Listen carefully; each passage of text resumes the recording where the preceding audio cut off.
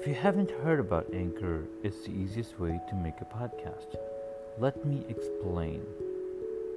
It's free. There's creation tools that allow you to record and edit your podcast right from your phone or your computer. In fact, I'm recording this on my phone. You can make money from your podcast with no minimum listenership.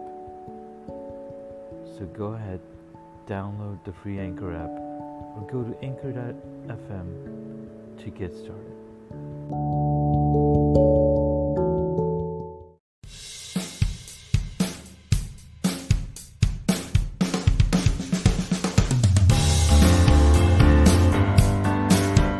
Thank you for tuning in to Hacks and Hobbies with your host, Junaid. In Season 2 of Hacks and Hobbies, we're visited by our amazing guests coming from all walks of life. We want to learn their story, their struggles, and their journey on how they got to where they are today.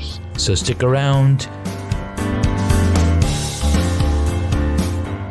In this episode, I get to speak with Shelley Allen. I met her through Errol's LinkedIn Mastery Facebook group, and she's helped me edit a few chapters for some of the books that I was part of. She's been kind and generous in making my chapters sound natural and grammatically correct. She recently published a book called Master Fibonacci, The Man Who Changed Math. We'll get to hear a little bit about the book and her journey. So enjoy the episode. Tell us what's going on and tell us about this new book that you got published. Congratulations, by the way. Thank you so much. It's about Master Fibonacci. He was a maestro in Italy in the 13th century, and his name was Leonardo, and he lived in Pisa, so his name really would have been Leonardo Pisano. He was famous in his day because he wrote books teaching others how to do math and how to calculate math using Arabic numerals rather than Roman numerals. Most people didn't know how to do that, and so they came to love him. I believe he was a generous and kind man because Pisa, towards the end of his life, granted him an annuity and put a plaque up in the square, an engraved one, showing their appreciation for him. So my point was, he was famous in his lifetime, but within 200 years, he was forgotten. And then 300 years later, a mathematician gave Leonardo credit for teaching him math in his famous math book. And then it was another 100 years later before someone recognized that reference. And to make a long story short, about 600 years after Leonardo died, someone nicknamed the Fibonacci sequence after him. And so my book gives background on Fibonacci and on the sequence and how it came to be and how it came to be called Fibonacci rather than the Leonardo sequence. Got it. That's really cool. Yeah, we talk in photography, we talk about the golden rule and we talk about the rule of thirds. And it looks like it's based off of the Fibonacci spiral. They're very similar. They're both logarithmic spirals. The golden spiral is another name for the Fibonacci spiral, and it's not exactly equal to the rule of thirds, but they have similarities. But the Fibonacci spiral is a logarithmic spiral, and so it's it's shaped very much like some of the other spirals in nature. And some people think some of the spirals in nature are Fibonacci spirals, but they're actually not. They're very close, though. Okay, fantastic. So that is awesome. I'm super excited for you. So tell us a little journey and story and how you got here. Like, how did you get into writing and editing and being an author? Okay. Well, I raised my kids, and when they were all grown, I went back to school and got my master's in education. So I taught high school English for 6 years in a public school in Texas. Last spring, I decided I did not want to teach high school English anymore. I wanted to edit and write and be an author, which I've always wanted to be. So I began freelancing. And I've built up my clientele and beginning to have good repeat clientele. And I was presented the opportunity to do research on dissertations and changing them into books. And I edit books and I write blog articles. I do all kinds of editing and writing, and I've just never been happier, to be honest. So I'm finally doing what I've always wanted to do, is what it all comes down to. That's really, really awesome. I mean, getting to do what you love and making it a reality and being, out there making it happen. It's really a dream of mine as well. And even though I've got a ton of hobbies, they're still just hobbies and not something that's a full-time gig. But eventually, that's the goal. Yes. Well, when you work at what you love and you become so good at it, you attract other people who love what you're doing, if they don't necessarily love doing what you do, but they can see the passion in you. They can see the quality of work you provide because you love doing what you're doing. I believe eventually many people are able to turn their hobbies into full-time careers. They're much happier and healthier, I believe, when they're able to do that. So I hope you will be able to. Awesome. Thank you so much. Yes, that is the goal. And it definitely takes time. It takes effort into getting to that point. So just plugging away. Yes. and hopefully something comes out of it. If nothing comes out of it, at least I'm learning a lot from all of my guests. Yes. And do you go to conferences too? Because you can learn so much there. I've been to a few conferences. I haven't been to much lately, but I do. I have been to several conferences in the past few years. Mm-hmm. I just attended the San Francisco Writers Conference here last week, and it's amazing how you can be refreshed and rejuvenated and remotivated and inspired to pursue your passion even more diligently than you ever did before when you're around so many others who share the same passion. So even if you don't learn, I did learn a lot at the conference, but even if you don't learn anything phenomenal, it's just a blessing to be around others who are learning from you and getting inspired by your stories, and you share your story. It's an energy. It's an energy attraction. I don't know how else to explain it. No, I totally agree. That's really awesome.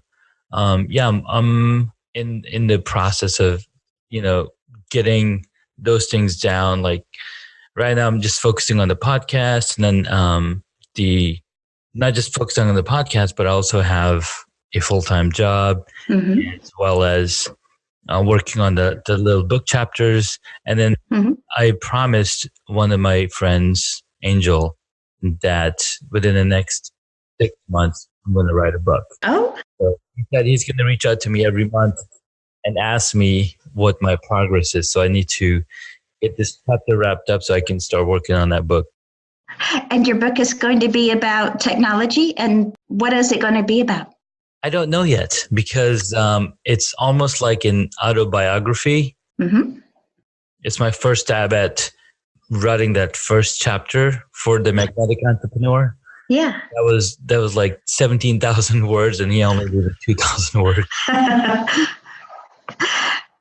That's going to start with the basis of what it's going to be. But I still have to figure out, okay, what all am I going to talk about? Because I have so many topics in my head, and I keep, anytime I start talking, even on my podcast, I have a little, a backstory before I actually get into the topic of it. For some reason, that's something that I've done. Even when I wrote some blog posts, I would start with the backstory of, why is this interesting? And I would actually go into the topic. And sometimes it feels like I'm doing a disservice, and it feels like I'm talking about the other thing rather than the thing that the topic should be about. But that's just how my brain is wired, I guess. Mm-hmm. Well, I don't see anything wrong with it, except if you have, I didn't see if you have a regular blog, but if you have a regular blog page or a regular blog site, then you can get all the introduction done in the beginning maybe, and then each of your blog articles can get right straight to the topic at hand. That's a good idea. Yeah. So I've been blogging since 2006, I think. Oh, Blog sites. you're a professional. Yeah. Superjanae.com and technodunky.com. Nice. Donkey was focused on technology stuff, and then Superjanae was more about everything else. But I still don't have a very niche, focused target audience in those areas. Yeah. Not as regular either. Well, on your book, when you start to write it, one of the things that helped me at a workshop at the conference was outlining, just listing the major turning points in my life, because what I'm writing a memoir now also. And if you start with the skeleton, just the turning points, the most important moments, there are of course billions, but the most important ones where at that moment, after that moment, your life was changed dramatically. And so if you outline those first, that might help you get started on your chapter. That's not a bad idea. I will definitely write that down. Fantastic. So tell me a little more about the book. And well, before we get to the book, some of the things that you've learned with your journey into being the writer. Mm-hmm. So like some of the lessons that you've learned going through writing your own book, or I know outlining is super important. Both Malcolm Gladwell and James Patterson mention outlining, as well as Steve Martin, who has a course on writing, and Steve Martin has a course on comedian on masterclass.com, and they talk about outlining a lot. Yes. Some of the things that you've learned. I do believe outlining is very important. You have to keep in mind that it's not set in stone. So your outline, of course, is just a guide and a skeleton. And as you put the flesh of the topics that you address on the skeleton, it's not always going to look exactly the way you imagined it would when you began. So that's one of the first things I learned as I outlined the book. And as I did more research, I found things that I wanted to put in the book that I didn't even think about when I was starting the book. And some of the things I thought I would put in the book, of course, did not end up in the book. And that's probably the way it is with every book. So that's one of the things I learned is don't be married to your first idea. It's going to change. It's going to evolve. And so you also have to be willing to edit. And even though I'm an editor, a professional editor, I needed an editor myself. And so my publisher helped me edit the book, because even with I'm an INTJ, very, very analytical and careful, very meticulous. Even at that, I still had errors, and he found some, and then I would go over the document again, and I found some more. So that's one of the things I definitely have to say to anyone wanting to write a book. You have to have an editor. If you don't, people are not going to want to read your book or buy it. They'll be disappointed if they read it and there are all kinds of errors in it. So those are excellent points on book writing, having an outline, making sure you have a second pair of fresh eyes, because when you're writing your own content, you're sometimes biased and you think every single story is worth having in there. And I go through that all the time when I'm editing podcasts, because we'll have a conversation back and forth, and then I will take so much time in telling my own story, and then like, wait, we need to get back to the guests. And so I'll cut whole chunks of conversations from the podcast episode out, where I might be droning on, or I might be talking which is not relevant. I'll take that out just so the audience is, they're tuned in, they're dialed in into what we're talking about. Well, the point you made is valid. Of course, we're biased to our own thinking, but actually physiologically you need an editor, because even if I wasn't biased, and I try not to be biased or married to my ideas, even at that, physiologically, as I'm reading the sentences and paragraphs I wrote, my brain fills in the words, even if they're missing. And so I might have accidentally left a word or two out, and in fact I did. But my brain doesn't see it. My brain has filled it in. You know what I'm saying? So even it's not that I'm biased and I miss some errors. It's that my eyes actually don't even see those errors. So that's another reason why you need a second pair of eyes at least to read your text. Okay, perfect. No, that's a really good point. Anytime I'm talking about and I do this very often when I'm talking to people, is I'll start in the middle of the sentence. They're like, wait, what are you talking about again? My wife tells me, it's like, wait, can you start over? Wait, I just told you. Like, no, start over and tell me the whole thing. So I catch myself doing that. Some really cool questions that we ask guests of the podcast. So what is one hobby that you wish you got into? Oh, flying airplanes. I've always wanted to fly. Now, I have skydived once, but I've always daydreamed of actually flying an airplane, piloting, I should say. That's really cool. My brother and my sister, they took I think they had a Groupon or something they found, and they took some lessons on a prop plane. So that was pretty fun. And did they keep up with it? So my brother actually kept up with it, and it's quite expensive because you got to pay like $150 per hour.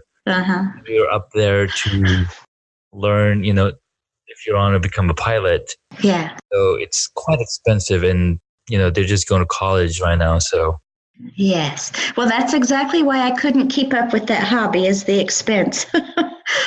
All right, next one. What is your favorite movie or TV show? And if none, how about a book?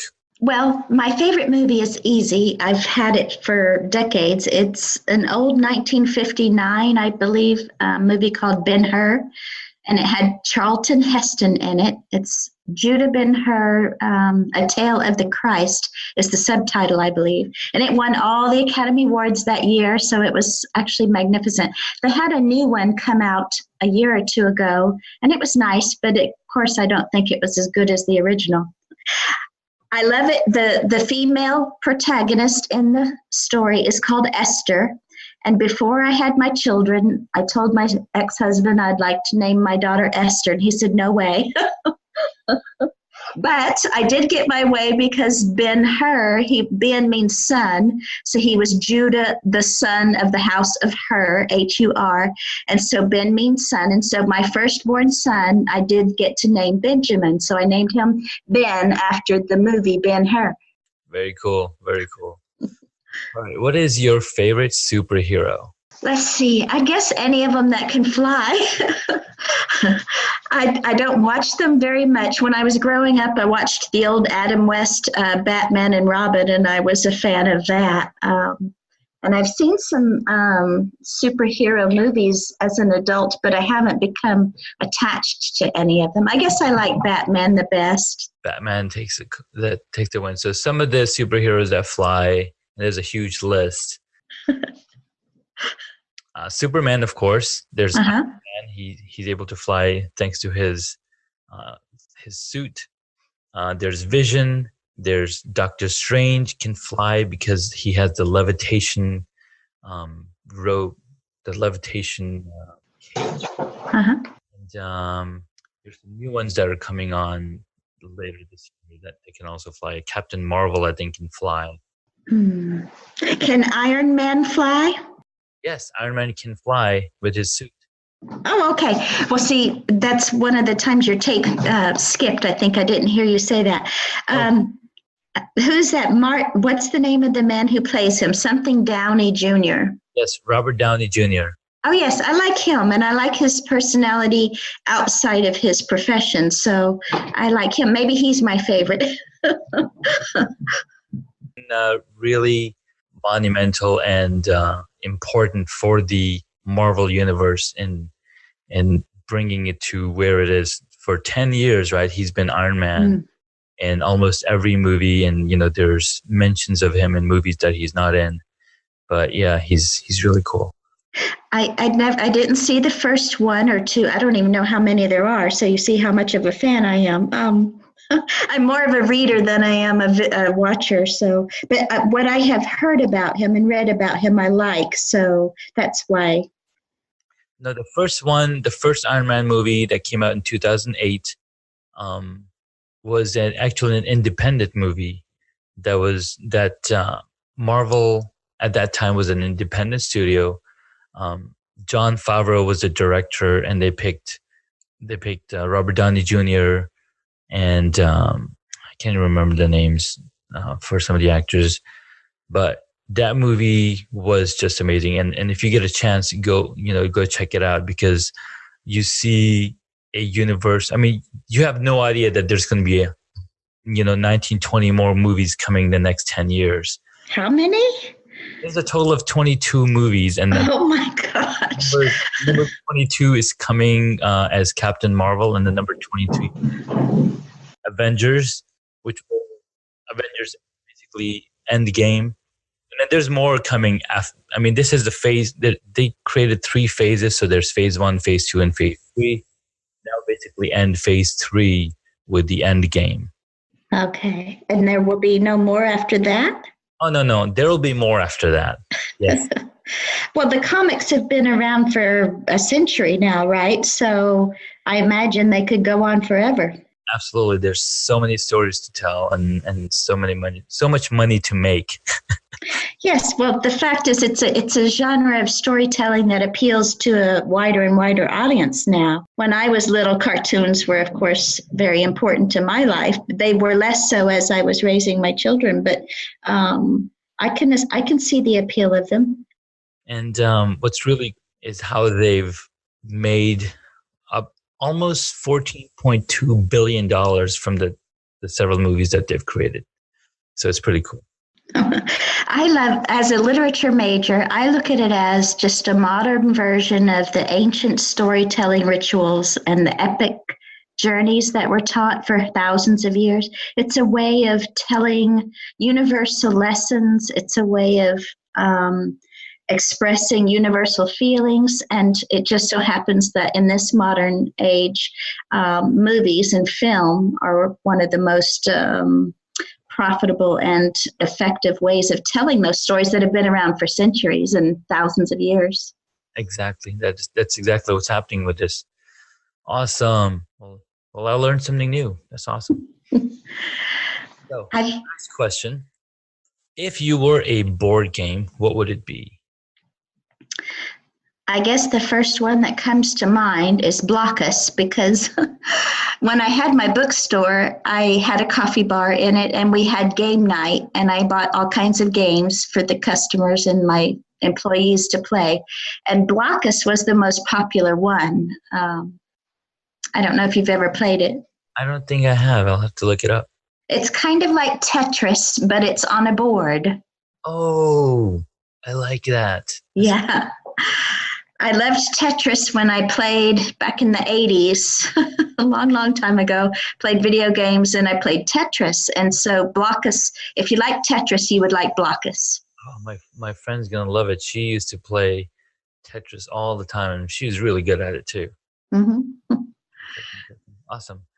Okay, so where can my audience find you? I have a website, and it is ruthlessredpen.com, because I'm a ruthless editor, ruthlessredpen.com. And I have a blog on the website there also, which I don't contribute to very often, but about once a month I put an article on there. And I have an Instagram account which contains most of my poetry. I've written hundreds of poems, and I put them on Instagram. I'm on Facebook, and I'm on LinkedIn. Perfect. I'll be sure to include the links to connect with you on the show notes for this podcast episode. Thank you, Junaid. That's very kind. Absolutely. Well, thank you so much for coming on, Shelley. I wish you the best with promoting your book, and we'll certainly put a link to the book. It's Master Fibonacci, the Man Who Changed Math. We'll put the link to the Master Fibonacci, the book, and you can check out the book, and you can check out what Shelley's doing on her blog and website, as well as LinkedIn and Facebook. Thank you so much. Thank you so much, and you're welcome.